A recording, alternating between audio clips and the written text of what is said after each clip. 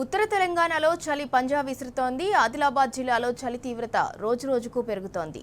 గత వారం రోజులుగా జిల్లాలో 5 నుంచి 7 డిగ్రీల కనిష్ట ఉష్ణోగ్రతలు నమోదవుతున్నాయి. చలి తీవ్రతకు ప్రజలు గజగజ వణుకుతున్నారు.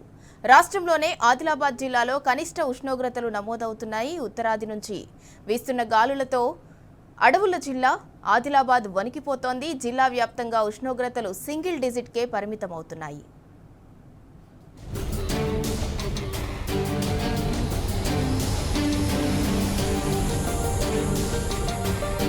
రాష్ట్రంలో చలి తీవ్రత కారణంగా జనం బయటకు రావాలంటేనే జంకుతున్నారు.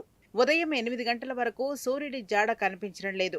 ఉదయం వాకింగ్ వెళ్లే వాళ్లు, పాఠశాలలకు వెళ్లే విద్యార్థులు, ఉదయం సమయంలో పనిచేసే మున్సిపల్ పారిశుద్ధ్య కార్మికులు, ఆర్టీసీలో పనిచేసే సిబ్బంది చలి కారణంగా ఇబ్బందులు సాయంత్రం 5 గంటల నుంచే చలి తీవ్రత కనిపిస్తోంది. రానున్న రోజుల్లో చలి తీవ్రత మరింత పెరిగే అవకాశం ఉండడంతో ముఖ్యంగా చిన్నారులు, వృద్ధులు తగిన జాగ్రత్తలు తీసుకోవాలని వైద్యులు సూచిస్తున్నారు.